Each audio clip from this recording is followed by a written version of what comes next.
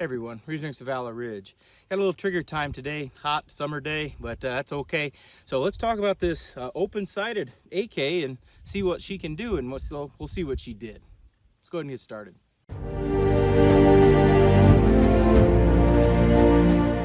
Over the years, I think I've addressed a lot of topics when it comes to rifle shooting, and going all the way back to 2012, 2013 when I first started doing videos. And I shoot my AKs and I also shoot my other rifles, but in the early days I shot AK because it was pretty cheap. I've shot 7.62 and 5.45. They all shot pretty well.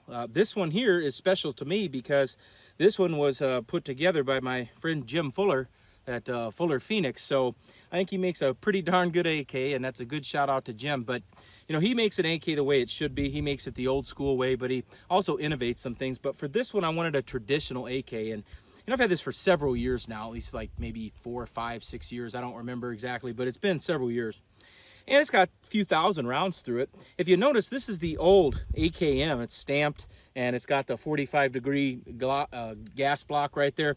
So this is 70-plus-year-old technology.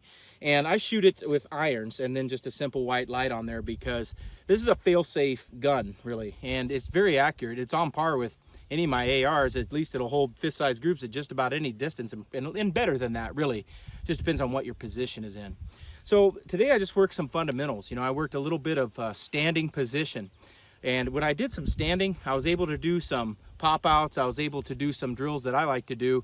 And one thing that I really like working is at 50 yards and 100 yards standing. So let me show you what this rifle can do. All right, guys, so this is from standing at 50 yards when I did a left side and a right side corner clear. And as you can see, that's 4 shots, 1, 2, 3, and then 4. And that, once again, is fist-sized groups at 50 yards with open sights and a pop-out.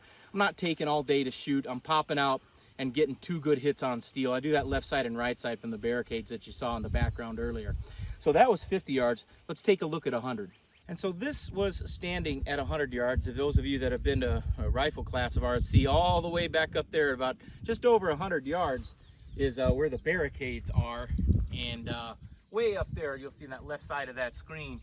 And that's way back 100 yards. And so I like to run drills that are useful, corner clears, get my heart rate up, do some shooting from time to time.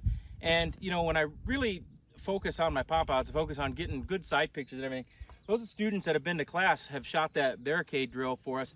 And, these are the 4 hits right here. So once again, guys, we're right inside there. But this is standing at 100 yards, open sights with an AK, doing corner clears. So I'll take that any day of the week. And these targets, as you can see, are about the size of a chest plate right there. So a very nice target to use.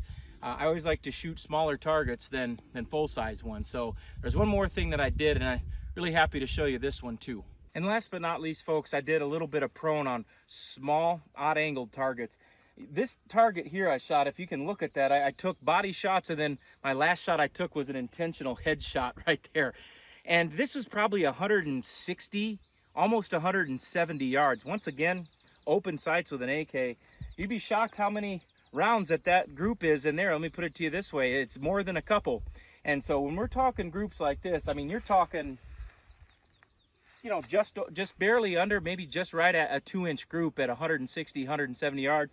And then my last shot I intentionally put up here, I put the sight right where I wanted it to go.